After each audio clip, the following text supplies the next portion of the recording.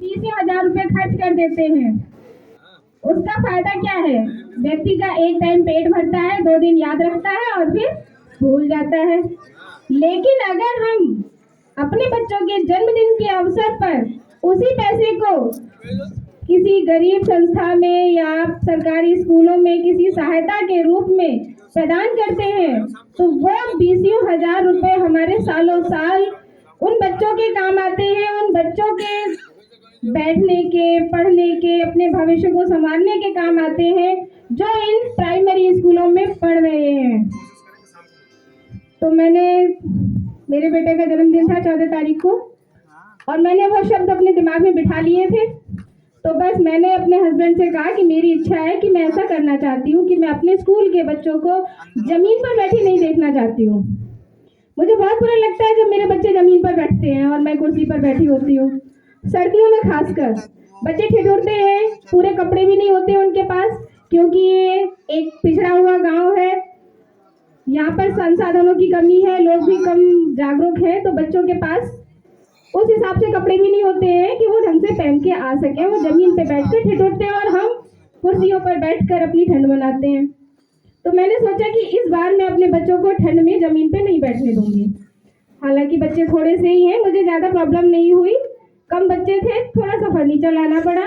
मैंने तुरंत हस्बैंड से कह के उनकी हेल्प ली, उन्होंने तुरंत मेरा साथ दिया और हमारे स्कूल के बच्चों के लिए सारा अरेंजमेंट करवाया, फर्नीचर का ऑर्डर दिया और वहाँ से आगरा से लदवा के हमारे विद्यालय तक पहुँचा दिया।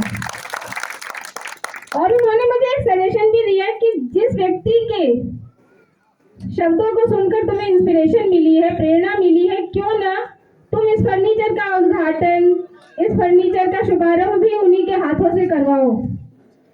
मैंने कहा नहीं, ऐसा नहीं होगा सर, इतने बड़े आदमी हैं, कैसे आ जाएंगे मेरे स्कूल में? छोटा सा स्कूल है, जर्जर स्कूल है, इतने आउट एरिया में पड़ता है, वो क्यों आएंगे हमारे स्कूल में? बोले कोशिश करते कि देखते हैं क्या होता है, कोशिश करने में क्या जाता है बस। लेकिन हमें नहीं पता था कि विधायक जी का हृदय इतना बड़ा है कि वो तुरंत मान जाएंगे, और विधायक जी तुरंत मान गए।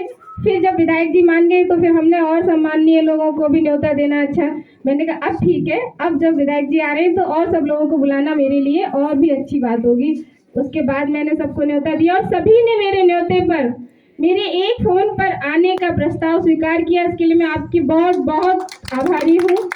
आप लोगों का बहुत बहुत सम्मान करती हूँ कि आप लोगों ने मेरे विद्यालय में आकर मेरे बच्चों का, मेरे विद्यालय का और मेरे ग्रामवासियों का सम्मान बढ़ाया।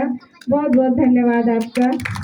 इसी के साथ मैं अपने शब्दों को विराम देती हूँ। Thank you. बहुत बहुत धन्यवाद।